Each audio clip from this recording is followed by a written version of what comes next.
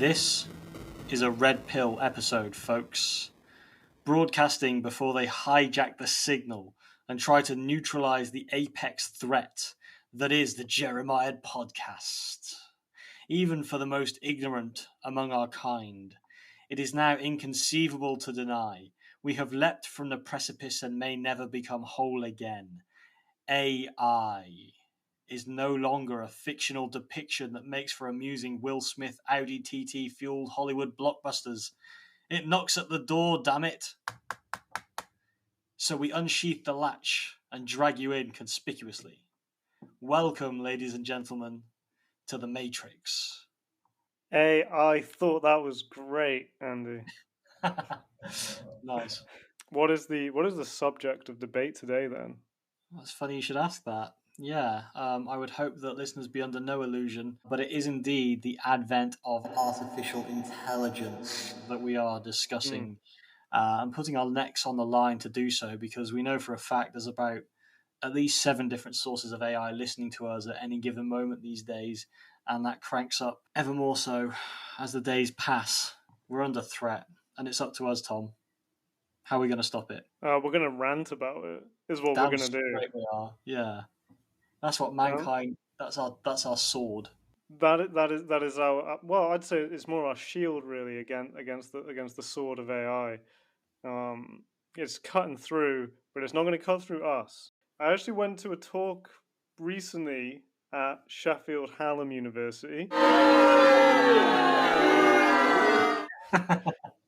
I went to a talk there recently, and AI actually dates back quite a while, even from like the 1960s. It's gone through phases. I think it was, but it's not until the early 2000s it really started, properly taking off. And in maybe the last 4 or 5 years, it's just sort of skyrocketed. Really, it seems to me that AI, it's just everywhere now. It's silently crept in through the back door, and it's taken over just every little thing. I mean, even just the other day, like with Twitter, or should I say X? Don't know. You've now got what was it called? Gronk? No, Grok. Grok. That doesn't even roll off the tongue. That's a terrible name. But it's like everything comes with some sort of AI now. Like X. You've got Grok. Snapchat. I don't have Snapchat because I'm not a 16-year-old boy, but it comes with its own AI. There's you got like Alexa, Siri. I downloaded Photoshop recently the other day. That comes with its own AI option. It's like every bit of software now is Riddle. Yeah. riddled with it. Yeah, and it's like, well, and it makes you wonder like what is that AI doing there? Is it there to help us, or is it another layer of basically surveillance, another layer of data gathering? Because AI presumably can sort of gather data a lot more efficiently and kind of sift it and get to the real heart of what you want, and then market that shit to you, because that's what it's all about, really. Always listening. Well, there's a particular advert that gets played on the radio that we listen to through an Alexa device at my work, which is layers of dystopia wrapped into a neat tin mesh package. And I'm always suspicious of it because it's just sat there listening all the time. You might not hear it at all throughout the day, but then the second you speak to it, it's alert and it's ready and it's listening. And I wonder, those conversations we have all day, every day, it's just digesting that. And obviously, whenever I speak, it's gold dust. So to the AI, they're profiting greatly. But there's one advert in particular that really sickened me. Shock horror. It depicted the familial scene, and there's a young boy, little rapscallion, playing in the garden, kicking around a football, mate. And he pumps one proper good and hard, and it goes and smashes through the kitchen window. We've all been there. And the mother is expressing great distress before she's even said or done anything. So obviously she's just like, oh no, the window. The Alexa in question pipes up and says, this isn't verbatim, but to the tune of, oh, I've just arranged for a repairman to come out and fix that on Tuesday. Don't worry about it, Sandra. And it's like, What the hell? For one thing, some people like having cracked glass, Hmm. but again, just as an over example, that situation on its own is troubling enough for me. But the fact that that's then being advertised as a service, and of course, some people will hear that and think, "Oh, yeah, that'd be great," and it just acts constantly to besmirch the human existence, doesn't it? Which I think is the core of my gripe. Yeah, that's really dystopian. That it's a form of behavioral control and conditioning because it's what the AI is doing. It's preempting your needs. You Yeah. know, it's kind of calculating what you will need in the future, and if it's doing that for just it's emergency situations like a broken window, who knows what soon enough it will be preempting. Oh, you need this. It will be time. Oh, I've booked in your session with the yoga instructor because you're a bit. I can read your blood pressure levels, Sandra. They're up through the roof. I've booked you a lovely massage, shit like that, and then people, they just won't question it. Oh, thank you, Alexa.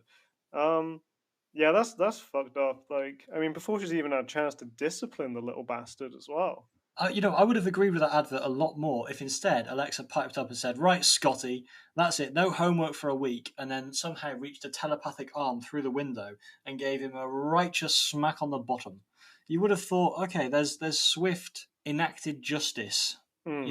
and that then also means that the mother hasn't committed domestic abuse on the child, so it's kind of a win-win.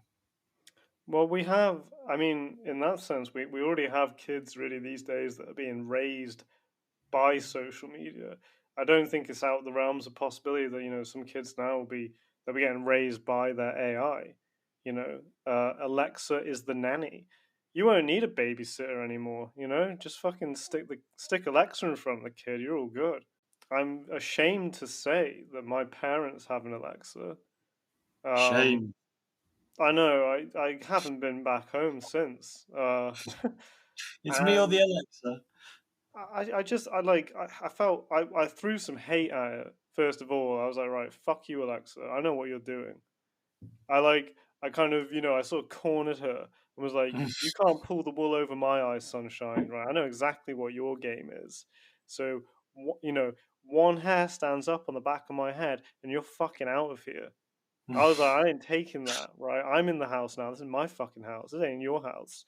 I know what you're doing. I know what your fucking game is. And I was like, you can tell fucking Jeff, right, to get his bald fucking head out of my parents' house. Swear to God. I laid down the law with that bitch. Uh-huh. But it just, even that felt weird, threatening a machine.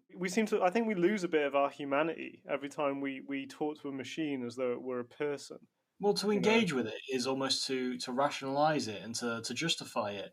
And I think we lose an element of the comeuppance that comes from confronting a a living organism. You know, even a dog, you shout at a dog and they cower and you feel a little bit taller, you know. Not that we'd advocate that. Depends on what the dog's done, actually.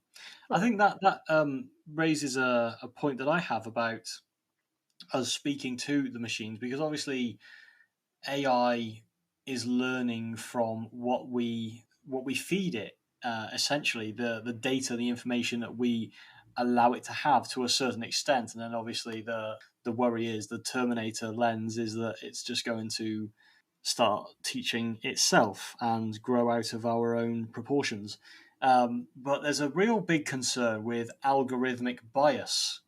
So there have been numerous studies and reports that I've come across, none that I have to actually reference, which would have been helpful here, but numerous studies and reports that I've come across of inherent racial and classist tendencies exhibited by AI programs, such as something like ChatGPT, which is obviously one of the most popular AI programs in use these days because it's so available. And in this sense, the AI is open to complete manipulation with being fed like bad data, whether that's intentional or whether that's just down to the human ignoramus. But obviously, it's projecting a certain reflection of life that it is fed. Obviously, the more we come to rely on AI, the more that we are at the mercy of of like the shortfallings of what we've kind of taught it in that sense. I guess it's only as sophisticated as the people who program it to an extent. Obviously, as you said there, if we're able to develop AI that can sort of teach itself and kind of learn and stuff and develop in that sense, like almost like a sort of living organism, that's the real sort of dystopian stuff. But it's in at the talk I went to at Hallam. He did mention about the racial bias. Yeah. It kind of because they've been using it was an interesting case. They've been using AI in America in the legal system to help passing sentences for criminals. And what they found is the AI was giving much harsher sentences to sort of African American offenders than it was to white offenders. And even when and some of these white offenders it'd be more serious crimes. They'd have prior offenses, and they'd be getting like 3 months kind of thing. Whereas like Mm. these black offenders, it was just a misdemeanor, no previous offenses, and they'd be getting like 2 years. So AI, it's just filled with all the same flaws that humans have, which begs the question: why not just get a human to do it? Why we don't need machines to be racist? We can just be racist ourselves. Am I Yeah, we've right? proven that. Absolutely. There's a slight suffix as well to something that really does. Obviously, that's very more than irritating, irresponsible, and disastrous on a much larger scale. But on a much smaller subjective scale, one thing about it as well that really gripes me is the inherent Americanization that it conveys. I don't know. Whenever you speak to Alexa, for example, every every pronunciation of a word is purely Americanized, and it stands to smite traditional languages. Obviously, even just the nuances between British English and American English is one thing that hits us both very dearly. Mm. But there's, to me, it's evocative of more like minority cultures and specific elements to actual life that makes life such a sacred thing to many different people and subsects of people and minorities being completely wiped out under one more convenient umbrella, which is very true of like the American view of the world anyway, isn't it? And by and large, it is an American tool developed by and in America, and we're just being fed the soggy biscuit crumbs of it. And like they're using AI now. A lot of companies will use it to filter job applications.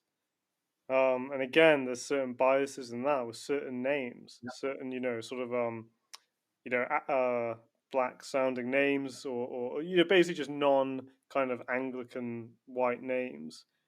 Immediately because of the AI, they're getting like pushed off the pile. I'm sure so many companies now are just then no one's actually reading your job application. It's just going through a machine that has this criteria, and it's just rejecting you or accepting you based on that.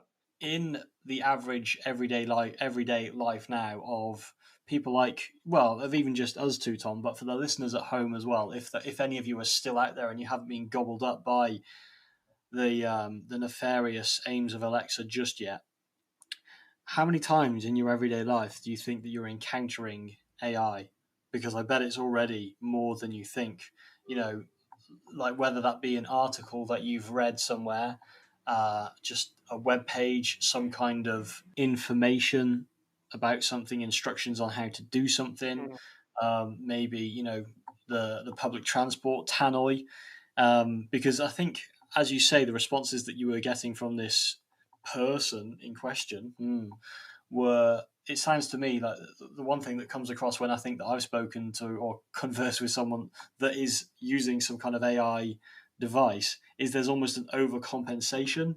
Yeah. It's like overtly formal and it lacks that, yeah, that essence of humanity. There was something that I saw recently on social media, and it was an influencer. They had their own page where they do their influencing thing within a specific niche, but then they also have another page where they're trying to sell marketing tactics. And one thing that they said that they used was an AI chatbot to automatically reply to people in all of their comments and direct messages. And it was interesting because I went back then on their genuine page, and because I thought that when I'd been through it and one or two of the posts previously, that their responses seemed a bit formulaic and lacking that genuine touch. Really, they did seem a bit. I wouldn't say forced, but a little bit too neutral. And I went back and looked at some of these comments again in a different post, and I thought, yeah, I can see that. That's exactly where you've used it. And again, it made me think how often, how commonplace already is that, and this as a greater practice. Scary shit, man. Fucking everywhere, and it's like it's not just text either. Obviously, like some of the advances with imagery. I only really use Facebook now just to sort of go on a few groups, see if I can find some news stories. But like I see AI images all the time. Weirdly, it's ones of like kind of the ones I seem to get on my feed are like images of like holiday destinations, like these kind of sort of weird huts in the woods Hmm. or some kind of like beach property, and it's just completely AI.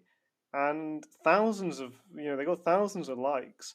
Again, I don't know if people are genuinely fooled by this or if it's just AI liking itself. Well, as you mentioned, with Photoshop having an AI facet, I think it's become easier than ever for not just those that have a degree of proficiency with something like Photoshop and image editing, but for the average Joe. There is like one click touch up capabilities on, I think, even just with like basic iPhone image editing, you can do it now. So people are going to do it more often. And that in itself acts to blur the truer sense of humanity and life as we have known it. Augmenting reality is what it's doing. There's a Mm. really, I don't know Mm. if you've seen it. I'm a keen cinema goer for anyone who doesn't know that. I'm a bit of a cinephile. I like to go to the cinema, and there's this advert, and it's for a Google phone, but it's basically the advert is sort of demonstrating all the kind of like imagery sort of tricks and editing you can do to basically just not just in the past use like some filters, touch it up a bit, but to literally distort reality in some of these images. Like you can basically like take several images and swap faces around so you can have like the Yeah, back. I don't know if you've seen that, and you can like I have seen. say Yeah, say on one picture, Becky was she had her eyes closed, but you can like find another one where her eyes are open, and then just switch it. Or you can do other things. You can make it look like you can move yourself around. You can edit people out. You can literally you can distort reality in these pictures, like the just on your phone now. These were things that used to be done by like professional people, and that's the other thing. AI is coming, and that's the worst thing in my opinion about AI is it's coming for like the things that make humanity good, which is creativity. It has the potential to replace, your writers, your poets, your artists, your photographers, things like that. We should be getting AI to do the boring crap. Get rid of the accountants, you know, get rid of those bastards. Let's just get AI to do all the number crunching, and we can have a good time writing poetry and all that stuff. And that's the thing that scares me the most is like AI sort of coming for those creative industries. Horrible example is we all remember the infamous Glasgow Willy Wonka experience, oh yeah. which I thought was an absolutely fantastic story. By the way, I loved every moment of that. But the guy who was behind that had published like 50 odd books, and like all of them were written by AI, and like all the imagery promoting the event, it was all AI. The scripts for the actors was all AI, and apparently, according to some of these actors, who did interviews afterwards, they just said that the scripts made no fucking sense. And it's so we've got these spinsters and these con men now who can just get even worse. They can use AI to do all this shit, and what do you end up with? You end up with like people getting conned out their money, little kids crying, these poor actors having to like give out little shots of lemonade and two jelly beans per person because the whole thing's an absolute shit show. I'm going to place a stake in the sands of optimism a little bit to fight back on that point because that's exactly where my doomsday radar pangs the most as well is AI coming for creativity. And I do think the one thing that we have, or creatives have, that gives it a better chance of remaining within the hands of the humans, although AI may try and will undoubtedly produce poetry and stories and Mm. music, as we've seen happen, the one thing that makes writing such an essential human experience, and I think stands it well to separate, is that it's inherently unpredictable. Whereas obviously the AI, like regardless of how much it's learned, how much data it's devoured and kind of decoded, I don't know if it can, like, the way our synapses fire are often backwards, and the impulses and things like that that can't be coached or learnt. So Mm. an AI could write a poem, but I don't think it'll ever be able to think the way that we can when approaching expressing a certain sentiment. This is a discussion I've had with poets that I know and other creatives, and I think it is a really is an interesting one because I've seen examples of AI generated poetry and writing, and it's a bit like we say with a snapshot of the replies that you've had from people with applying for jobs, or generated replies and comments, things like that. That it lacks that touch, that degree of informality, perhaps that it's been sourced straight from the heart. So Mm. do forgive me for playing the optimist in this situation, but I think there is cause for belief in that a little bit. With one aspect of creativity where it does interest me is I've seen there's been quite a spate of interest in AI generated songs recently. There's one in particular that did the rounds, and people at my work were playing it.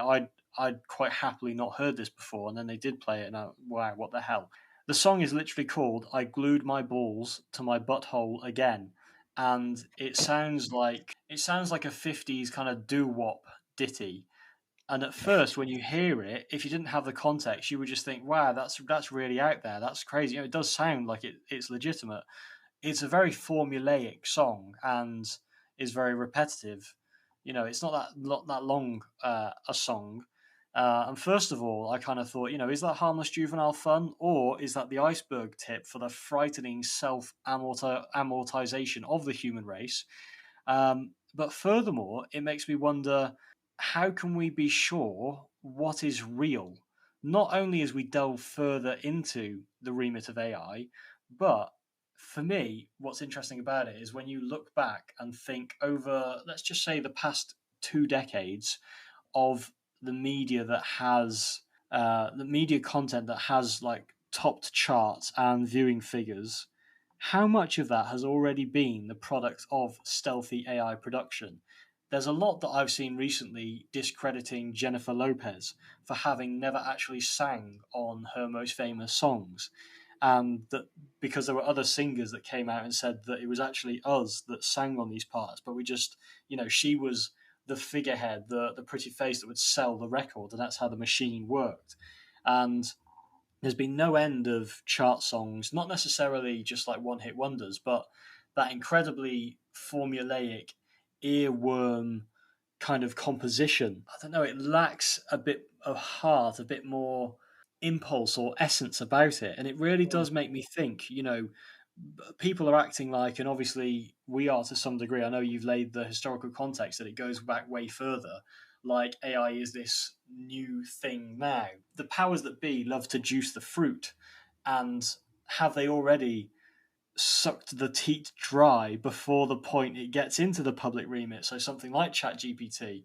But again, I suppose the problem with that point is it kind of contradicts the notions that we've spoken about before of feeding the AI, because it maybe then already knows a lot more than we think it knows. And God, it's a difficult one. I feel like I'm already running to the end of my tether in this discussion. And further to your point, just to carry on this incessant diatribe about Mr. Willy Wonka and his fabulous AI expedition, that is secondarily my biggest worry about AI, apart from going on like a Terminator apocalyptic scale. Because do you know what? Part of me thinks that's what we need, and that'd be a much more earnest life, wouldn't it? If we could just become John Connors and fight for what the fuck is actually motherfucking right. And Yeah. imagine the poetry then. We'd be like Wilfred Owens on the front line. Bless up to Mm. Wilfred. For those that Yeah. don't know, look him up. He's the guy. There you go. In wrong hands, AI can be a very evil thing. You know, I think that guy, the Willy Wonka Glasgow experience, is something of a light-hearted but comedic flash of that, and a lot of people just laughed at the hilarity or the ludicrous aspect of that. But when you think about something like deepfake, for example, which does link to the Google Pixel picture editing, um, there was a lot made about public appearances, videos of public appearances that Vladimir Putin had made over the past like year or 2 years. Obviously, in the midst of the war with Ukraine, and people speculating on his health, on this, that, and the other. Videos coming out and people talking about like people dissecting how that's actually not Putin because of this, because of that, because of all these different reasons. And whereas previously it might well have been the case that there's body doubles or clones or really sophisticated masks, how do we know now that this video is not just completely deep faked? I saw a video my flatmate showed me the other. I think it was just after the FA Cup final, and it was of Gareth Southgate at a press conference, and he basically says, Marcus Rashford, why the fuck would I pick Marcus Rashford? He needs to stop feeding school children and focus more on his fucking football. I knew it wasn't real because Southgate would never speak like that, and my flatmate had told me, but genuinely, that was so convincing. It was And quite good. I saw that, yeah, yeah. it was scary, isn't it? It is quite scary, the future of AI. I think, as we say, with like these deep fakes, some of them are pretty good. You get now like AI influencers.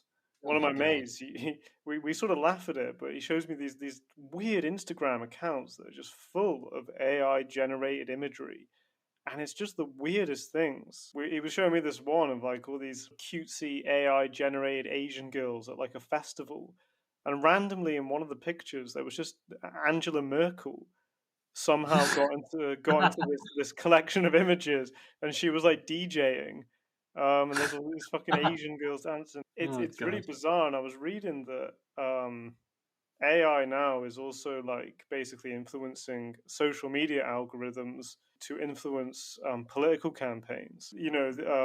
Obviously there was a lot with like Cambridge Analytica about getting their dirty hands in the 2016 presidential elections, but AI now Yeah. they can use it to determine algorithms to show people certain posts, certain imagery, which in itself may be created by AI to then influence election, to influence voters. General election coming up next month, July Yeah. 4th. Hope you're registered to vote. A lot of people now will be getting like influenced. They'll be seeing things on Facebook, Twitter, TikTok that has been selected for them by artificial intelligence. And that's quite scary. And I think that's probably one of the scariest things is that kind of blurring between reality and the sort of the artificial world, like the Matrix. Amen. 25 Yeah. years on, and I think it's probably as relevant as it's ever been in terms of Yeah. what is this reality we're living in now? How do we know what's real and what's not? But maybe that's a reverse example of propaganda being produced by AI, but then also propaganda being pushed towards us.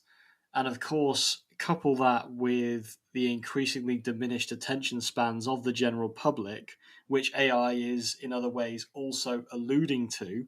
And yeah, this notion of going back to earlier, the question of like, how do you tell what is real and what isn't gets so fucking difficult, and it just acts to render us as humans more useless. Why bother learning a skill, a fact, investing time trying to validate a source when something is just being presented to when you're watching a 3-second TikTok and then take that as an absolute source of truth? Who's going to know anyway? How much of this sea are we already wading through on any given day? You know what it makes me want to do. What does it make you want to do, Tom? It makes me want to lament. It makes me want to list some woes. And this, I just want to say, comes straight from my black heart. No AI involved, but I want to preface this by saying that I did use AI. All right, for my sins, purely experimental. Let's just let's put that on the table. to write a Jeremiad.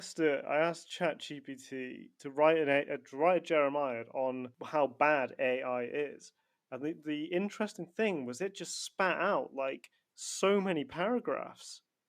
Like I almost thought it was going to reject it to be like, oh, that's an improper request, but no, it fully just went meta and just started hating on itself and saying like why it's bad about the end of humanity, it's taken away creativity. I Sorry. just thought it was interesting that it no hesitation.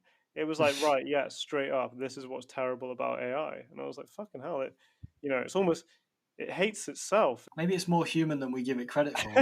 That's what I was thinking. I was like, oh, that's very on brand. But without further ado,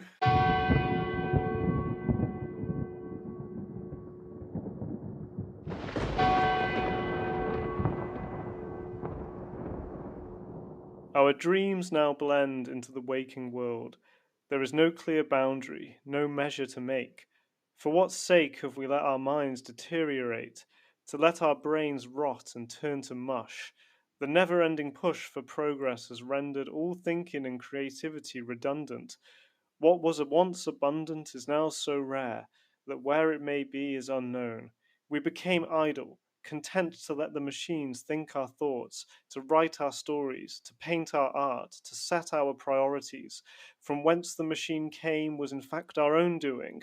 While pursuing a higher intelligence, we condemned ourselves to sloth and ignorance and bone idleness, losing our inhibitions, our instinct, our very humanity.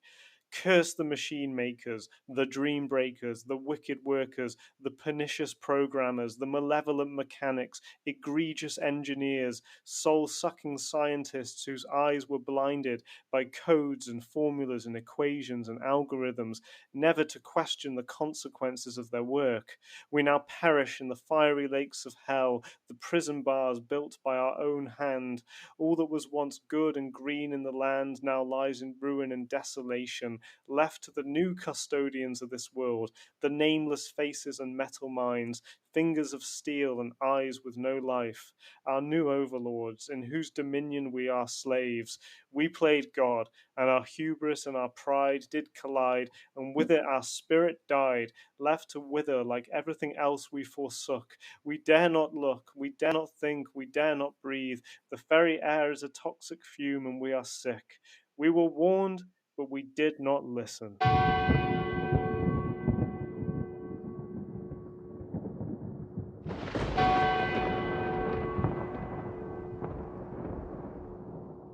That was a very bitter, That was bitter almost note. that was almost sort of a Jeremiad for the future when we look back on the kind of where it all went. Oh, That's kind of what I was. That'll be 50 years from now. That's what they'll be saying. yeah, they'll excavate this episode. We'll be in a capsule somewhere on a floppy disk, Mm. motherfucker, and they'll excavate. Probably need about 7 floppy disks, wouldn't it, to store this? And they'll listen and they'll be like, "Good lord, this great prophet, this prophet of the realm, hailing from Shropshire. Wow." Well, Yeah. Jeremiah reincarnated. That's what Jeremiah was. He was a prophet. And I feel like today we're really sort of fulfilling that aspect of what Jeremiads are, which is, there is this sort of prophecy element to them about the imminent downfall of society, and I feel like AI particularly really feeds into that. I think it is worrying where it could go. One kind of comforting thought. So when I went to this talk, I was kind of hoping he'd get a bit more into the doomsaying, but he didn't. But he did say that at the moment AI is still kind of shit. What we were saying about when it generates poetry and responses, it's still a bit off. And I think it's a long way before it'll genuinely be fully human, but it's not impossible, and I think that's the scary part. It needs to read. It needs to read "Milk Not Honey" at least 3 times. Then it'll be cool. Note to all poets: don't publish your work. Then it can't divulge it. Then we're safe. We'll create an insular society. Join me, and we'll make a cult. The cult of insular poets. No, um, I think as well. I think for me, it's a two-pronged fork with the with AI itself looming and this constant threat, but also the general ignorance of man that is going to more or less allow it. Mm. I think if we put up a bigger resistance or could fight against it, could be proactive John Connors, then we might stand a better chance.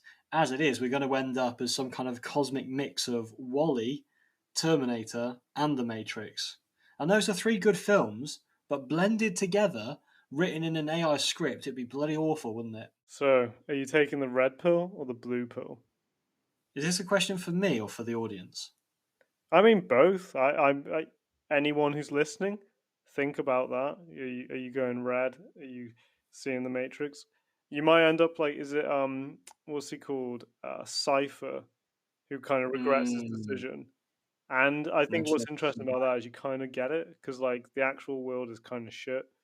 Also, am I not? Am I? I was when I was watching it the other day. I kept on thinking, isn't he Ralph Cifaretto It from is, The yeah, Sopranos? fucking Ralphie, Now Ralph is a real red pill guy. 100%. He also plays one of the Fratellis in the Goonies, and he's in Memento as well. But Great scene. you're skirting my question, boy. Okay, I'm actually insulted. You're asking me, a bona fide ginger, doomsday prophet, Mr. Chicken Little himself, Mr. Misanthrope walking, if I would take the blue or the red pill. I would double down. I'd say, give me three of them red pills, and I'll see you in Hawaii in 3 weeks' time.